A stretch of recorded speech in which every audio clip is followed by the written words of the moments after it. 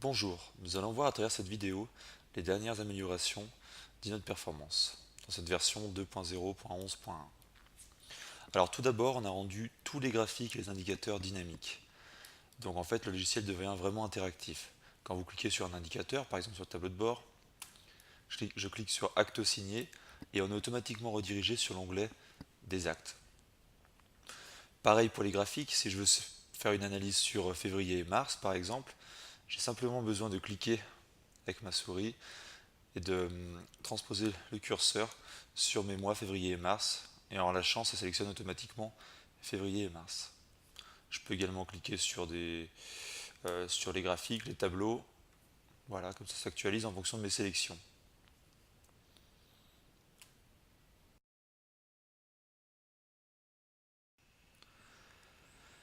La deuxième amélioration de cette version concerne la nouvelle aide en ligne d'Inode Performance. On peut y accéder grâce au bouton aide en ligne en haut à droite de chaque onglet. En cliquant dessus, on atterrit vraiment sur l'aide en ligne qui concerne la page sur laquelle on se trouvait.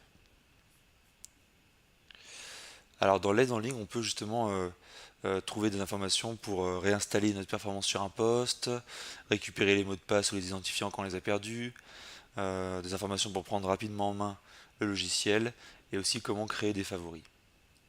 Mais en dessous, vous avez vraiment tous les onglets d'Inode Performance qui sont décrits. Donc par exemple, quand je suis dans Études, je peux aller voir mon onglet Charge de travail. Et à partir de là, je peux voir comment sont calculés les indicateurs de charge de travail, d'où proviennent l'information. Donc j'aurai une description complète. Et en plus de ça, on intègre sur cette aide en ligne des vidéos. On peut imprimer l'aide en ligne, l'exporter en PDF ou l'envoyer à des collaborateurs par le biais de mail.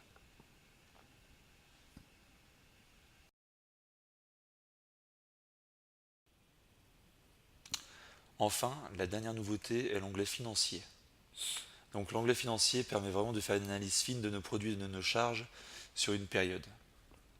Donc je m'explique. Par exemple, je vais faire une analyse de mes charges depuis le début de l'année. Donc vous avez le graphique compte de résultats, enfin le tableau compte de résultats qui affiche par grande famille l'ensemble de mes produits et l'ensemble de mes charges. Je peux cliquer sur mon mode comparaison pour activer une comparaison par rapport à la même période de l'exercice précédent. Donc là on compare vraiment du date à date et ça nous permet d'avoir une variation. Ensuite vous avez ici l'onglet réduire ou développer. Cet onglet réduire ou développer vous permet d'affiner vraiment votre analyse.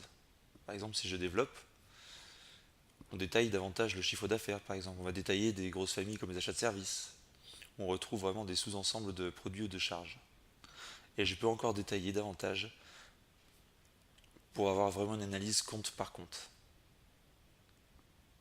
Et à partir de là, je peux faire vraiment une analyse de mes produits et de mes charges. Par exemple, très vite, on peut voir sur le compte de maintenance que j'ai mes charges qui ont gonflé de 49% par rapport à la même période de l'exercice précédent. Et là, vu que tout est dynamique, je peux affiner. Je peux cliquer sur maintenance. Comme ça me conserve que ce compte. Et je peux aller, avec le bouton vue globale, vue détaillée, je peux aller vraiment sur le détail de mes écritures de ce compte.